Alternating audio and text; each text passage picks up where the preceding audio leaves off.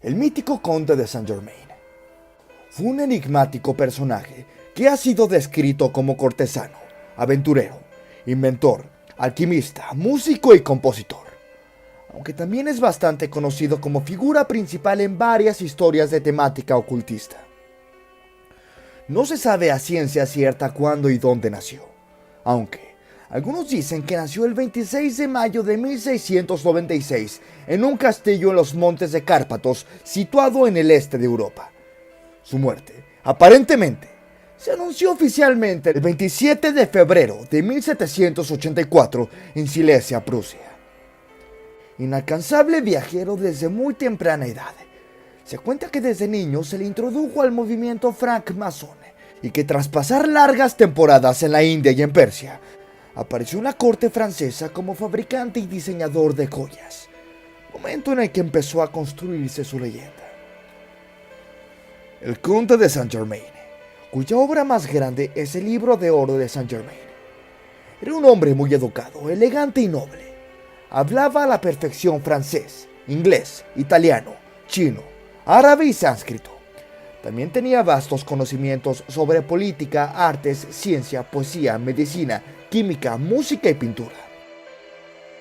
Al desenvolverse en altos medios sociales, fue conocido en varias épocas y en distintos lugares. Y lo más extraño de esto es que parecía tener siempre la misma edad. Según se cuenta, fue uno de los principales incentivadores del movimiento de los Rosacruces. Incluso, hay quienes afirman que él es el propio Christian Rosenkreuz, el fundador de esta orden. Se ha llegado a asegurar también que fue el filósofo y científico inglés Francis Bacon, entre muchos otros personajes bastante importantes para la historia. Las primeras menciones históricas sobre Saint-Germain se remontan al siglo XVII, cuando se convirtió en un personaje habitual en los ambientes más selectos de Viena. El conde, que entonces debía tener más o menos unos 30 años, vestía austeramente, pero siempre llevaba con él una cuantiosa cantidad de diamantes que utilizaba en vez de dinero. Durante su estancia en la capital de Austria, parece que Saint-Germain fue capaz de sanar contra todo pronóstico al mariscal francés de Belle-Isle, que había sido herido de gravedad en Alemania. En agradecimiento, el militar se lo llevó a París, donde puso a su disposición un laboratorio muy bien equipado. Fue precisamente en esta ciudad donde empezó a gestarse el mito del conde de Saint-Germain. En el libro Las Crónicas de Louis de Boeuf se narra una anécdota en el que éste afirma ante una anciana condesa haberla conocido cuando era joven, lo que daba a entender que el conde tenía más de 100 años cuando solo aparentaba unos 40. Y la anécdota te la contaré a continuación. Fue en París cuando una anciana condesa oyó que un tal conde de Saint-Germain había llegado para una velada en la mansión de Madame de Pompadour, que era amante del rey Luis XV de Francia. Ella supuestamente había conocido al conde en el año 1710 en Venecia, y al encontrarse nuevamente con él, se sorprendió a ver que no había envejecido en lo absoluto, preguntándole si era hijo del conde que ella había conocido en Venecia. A lo que este hombre le respondió lo siguiente: no, señora, pero yo vivía en Venecia a finales del siglo pasado y comienzos de este. He tenido el honor de haberla conocido bella y hermosa.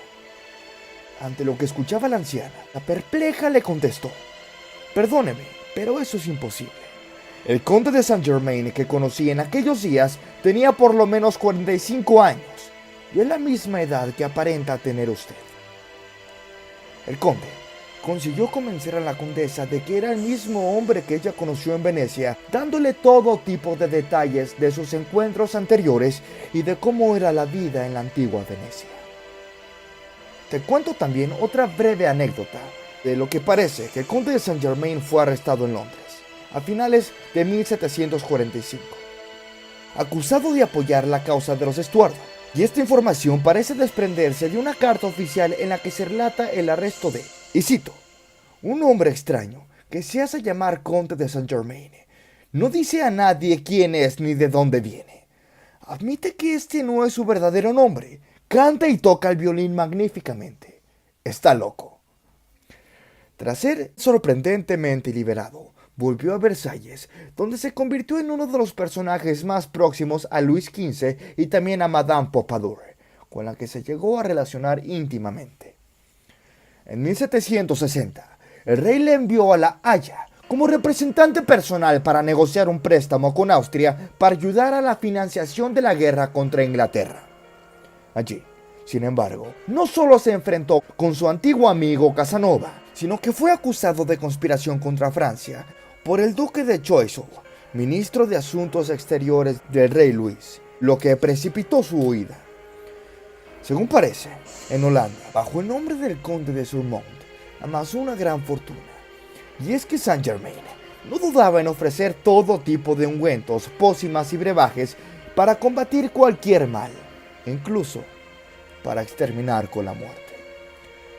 Aunque las acusaciones de timador y conspirador le perseguían allá donde fuera, se rumoreó incluso que precipitó las cosas para que el ejército ruso colocara en el trono a Catalina la Grande, y su natural disposición hacia la política y hacia la diplomacia le granjeó numerosos aliados importantes en toda Europa.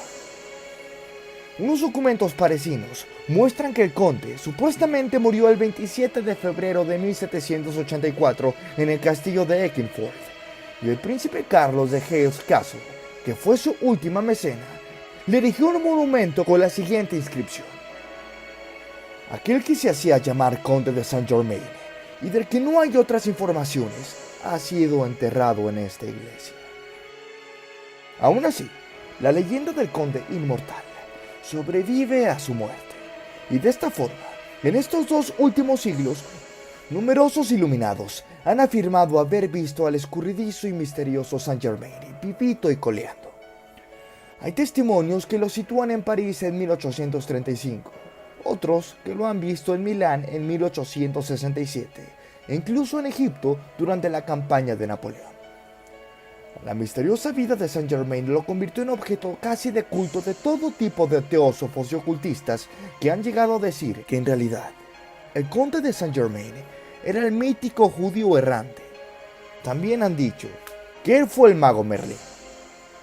Ahora bien, la introducción del libro La Santísima Trinosofía, supuestamente escrito por el mismo Saint-Germain, nos brinda algunos datos históricos sobre este célebre personaje, donde nos dice que, y cito, sobre el conde de Saint-Germain han circulado y siguen circulando los más extravagantes rumores. Hasta hoy, ha sido imposible determinar con exactitud su personalidad histórica. Si exceptuamos el reciente estudio de René Ejaud, quien afirma categóricamente que el conde era el príncipe de Transilvania Leopoldo Rakowski, nacido en 1696. Las hipótesis históricas sobre sus orígenes son numerosas. El historiador Friedrich Bellau lo presenta como el hijo de un recaudador de contribuciones de una aldea de Saboya. Alfred de Casteau mantiene que era bastardo de un gran señor y que nació en 1704, también en Saboya. Madame Birch, por ejemplo, declara que su padre era un comerciante de Moscú y algunos otros afirman que era hijo de un médico judío. Uno de sus más recientes biógrafos, Maurice Heime, concluye de la siguiente manera: hace más de medio siglo que se investiga el problema de los orígenes del conde, y es necesario reconocer que hasta hoy nadie ha logrado salir del terreno de la hipótesis. Pero lo que sí es seguro es que este personaje tenía un origen muy bien encubierto. Recientemente, según la última aparición fue en 1972, cuando un hombre llamado Richard Chanfrey apareció en la televisión francesa después de que la rumorología dijera de él que era el conde de Saint-Germain. Para demostrarlo, convirtió el plomo en oro con una simple estufa de acampar ante todas las cámaras del país. Sin embargo, más tarde y tristemente, en el 83, este hombre acabó con su vida. Y para concluir, podemos decir que su vasto conocimiento parecía no tener límites. Era un sabio de todas y cada una de las disciplinas de su época: medicina, arte, poesía, química y música. La sombra de este hombre fue un constante hilo conductor en una Europa que empezaba a despertar al mundo en su modernidad. Un personaje que pareció habitar tras cada telón y en cada decisivo acontecimiento.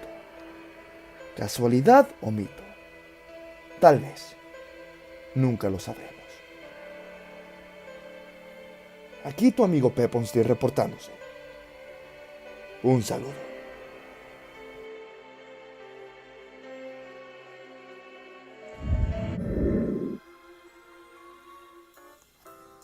Antes de terminar con el video, quiero invitarlos a formar parte de los miembros del canal.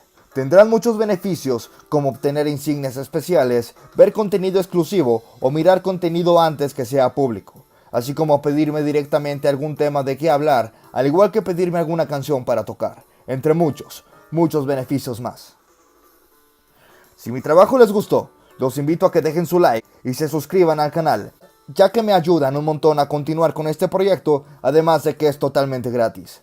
Larga vida a todos ustedes, amigos, y recuerden, ¡Let's rock!